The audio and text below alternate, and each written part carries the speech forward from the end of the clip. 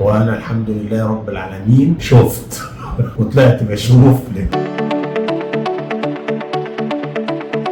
ممكن حضرتك عرفنا بنفسك؟ اسمي ايهاب منصور. كنت عملت عمليه بالميه البيضاء بره خاص يعني. بعد كده قالوا ان انت عندك مرض اسمه فوكس، فانا يعني قلت اطنش شويه. بعد كده قالوا لي لا ده عينيك باظت، فالناس قالوا لي على الدكتور هشام. فالحمد لله رب العالمين قدرت اتوصل اليه، كشف وقال لي لا ده انت مرض فعلا عندك موجود، بس احنا نعمل الاول في العين الشمال، ولما ان شاء الله تتجاوب وتخف نعمل في العين اليمين. وانا الحمد لله رب العالمين شفت وطلعت بشوف، لان انا للاسف الموضوع طلع يعني بقاله فتره طويله حكايه المرض ده عندي، فانا النظر كان ضعيف في الاخر وانا ما كنتش اعرف، بس اكتشفت بقى ان الدنيا غير الدنيا خالص الحمد لله رب العالمين. وعملت العمليه في اليمين والحمد لله النهارده تمثلت للشفاء في اقل من 3 اسابيع. وبقول للدكتور هشام مش عايز اغر على نفسي، الحمد لله رب العالمين.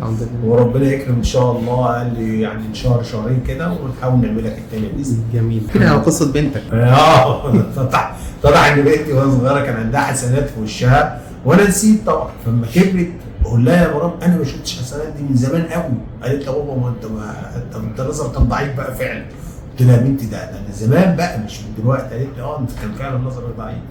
فالحمد لله رب العالمين يعني. العمليه خدت وقت قد ايه؟ تقريبا 40 دقيقه. جميل. كانت متعبه ولا سهله؟ لا زي الفل. وحضرتك ساعتها حتى قلت لك امشي، قلت لها احنا بننام لك ساعه حتى على نام ساعه وبعد كده امشي. حاسس بفرق في النظر بعد قد ايه؟ جامد. نحمد الله ونشكر فضله، ده حاجه جميله وربنا يبارك فيك ويحفظك يعني، حاجه فعلا يعني. عارف عملنا عمليه ايه؟ حضرتك قلت لي ترقيع قرنيه. احنا عملنا زرع قرنيه طبقي داخلي، دي زرعنا الخلايا الداخليه للقرنيه. ايوه بالظبط كده. تمام.